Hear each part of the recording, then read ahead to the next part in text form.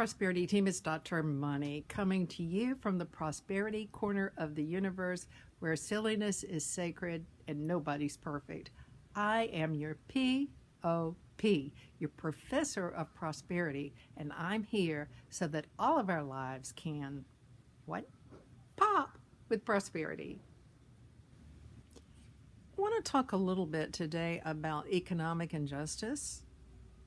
Women in the United States are paid 81 cents on the dollar for what men do. They do the same amount of work, and women get paid really 81% at the rate that men get paid 100% for.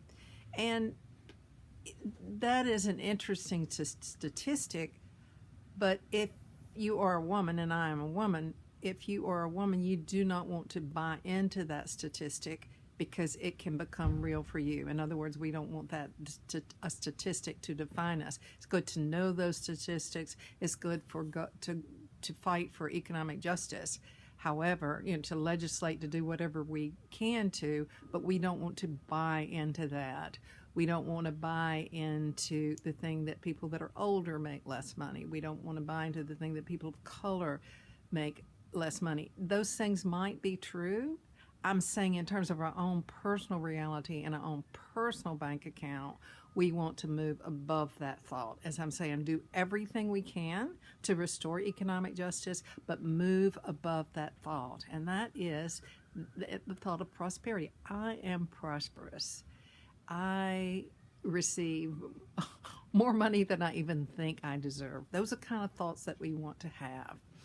Many times what happens is when the economy starts going down, people get afraid, and then and we get afraid. I mean, I get afraid when I hear there's some wild thing going on in the stock market.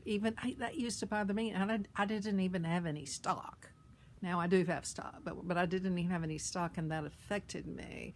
And so what we're doing is trying to make ourselves money proof, or the word that a new word I've been using a lot lately, and that is imperturbable. We want to be financially imperturbable, just okay when it comes to our money and our finances. We all know that the more okay we are with something, the more good we attract in our lives. It's almost like our fear sets an obstacle up. And in the East, they have an archetype for this removing of obstacles. It's Ganesh, and Ganesh is the elephant god, and he removes obstacles. And so there's not really an elephant god, but there is an archetype or an energy that we use, that we move with, that can help remove the obstacles in our lives. So let's remember that we are imperturbable. Let's remember that the obstacles can be removed. And let's remember that we can transcend the obstacles of our sex, of our race, and of our gender. I mean, sex and gender are the same thing, huh?